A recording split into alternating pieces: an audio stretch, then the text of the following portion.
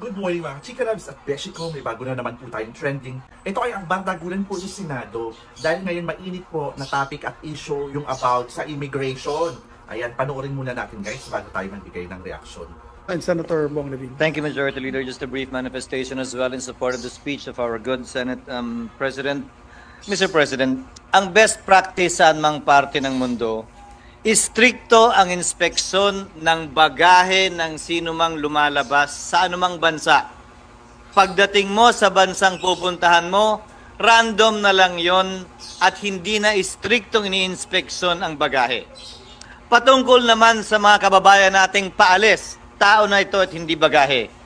Hindi iniistriktuhan ang pag-alis maliban sa pagkakaroon ng valid passport at visa kung kinakailangan dun sa bansang pupuntahan mo at obligasyon ng bansang tumatanggap ng dayuhan na tanungin, may hotel ka ba? May insurance ka ba?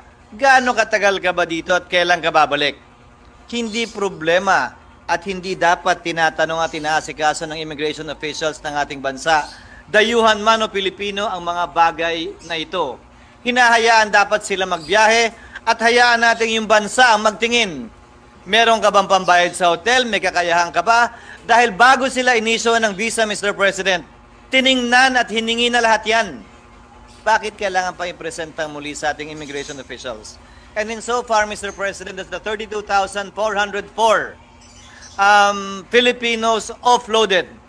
May I seek the Chamber support that in the special provisions of the 2024 budget that we include a provision that states that these 32,404 and anyone who will be offloaded will be reimbursed insofar as their expenses chargeable against the immigration fees being collected by the Bureau of Immigration, since a percentage of this goes to them anyway.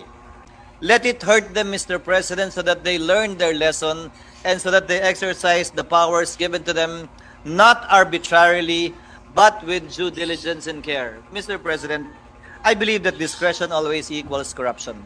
Minimize discretion, you minimize corruption. Eliminate discretion, you eliminate corruption.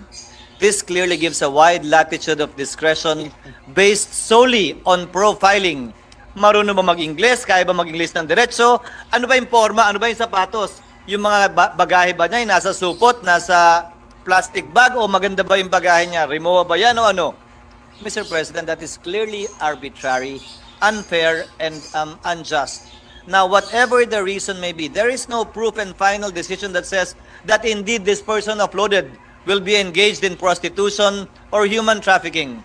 Therefore, it just behooves government to reimburse these 32,404 retroactively, Mr. President, even for previous years, chargeable, again, from the fees collected by the Bureau of Immigration. I hope our President can lead us insofar as inserting that provision in the special provisions for the budget of the Bureau of Immigration is concerned for the 2024 national budget. Thank you. Thank you, Senator Escudero. Alright, ang reaction ko dyan guys sa mga taga-immigration, baba. Bumaba na kayo, huwag kayo masusupal ang pes. Ay, alam nyo kung bakit guys, ay nagigigil ako sa mga yan ha, susupal ang pes. For sure, ganito ha, guys, bago kayo bigyan ng visa, lalo na may mga visa, dumaan po yan sa matinding proseso. Tapos kayo mga pala-desisyon, di ba? Keso human trafficking, keso mga ganito ganyan. Hello, pag may kakilala nga kayo, pinapalusot nyo, di ba? Pala-desisyon din talaga kayo eh. Pinaghirapan po yan guys.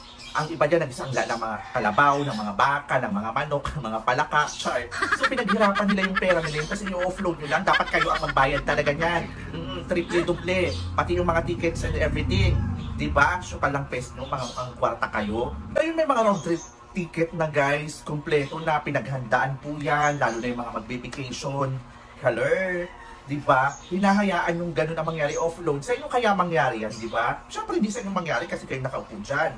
So wala kayong awa sa mga tao, di ba? Keso ginagawa nyo yung trabaho nyo, hindi pahirap kayo sa sambayan ng Pilipino. Isa kayo sa toxic, kaya naghihirap ang Pilipinas. Pinaghihirapan nyo. Yung mga tao naman yan, hindi yan aalis. Lalo yung mga nag-abroad, may visa, di ba? Pati sa work na o-offload, naalis yan kasi ang hirap na ng Pilipinas kasi isa din kayo sa toxic. Pahihirapan yung pang Pilipino, which is bad talaga po, di ba? Sana naman po ayan sa mga kinauukulan dyan ay Senator Chis Escudero, ayun, pinaglalaban nyo yung karapatan namin bilang Pilipino at bilisan nyo na agad-agad. May round trip ticket lang, may visa, okay na yan. Huwag nang hanapan ng kung ano-ano pa. Diba? Pati yung mga diploma, Diyos ko lang kanunong hanapin nyo, pukin ang ina nyo. Diba? Nanggigigil ako sa inyo. Diba? Hanapin nyo kaya yung kung sinong pinakaninunuan nyo, char. Diba? Hindi na kayo makatarungan minsan eh. Hindi na yan ginagawa nyo yung power tripping na kayo. Kaya bumaba na kayo. Mga Malaysia kayo, mga malas kayo sa Pilipinas. Alam niyo guys, diba? Naalala mo yung 10 birth certificate ng kanununuan nila hinahanap. Mga praning, diba? Nagigigil ako talaga dyan, guys. Umayos kayo. Baba na kayo. Yun, lalo na yun. Siguro naman bumaba ka na, kahihiyan yan sa iyo, no? Diyos ko, susunugin sa impyerno talaga ang kaluluwa mo, dahil o kung sino ka man, di ba? Power tripping pa more. Well, anyways, ayan, maraming salamat po at sana maging maayos po yan. Bilis-bilisan nyo po sa Senado kasi ang dami po talagang mga tao, mga kababayan natin ang nahihirapan sa ganitong sitwasyon.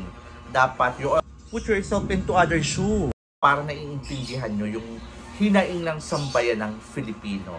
Ayan po ay maraming salamat po. Good morning.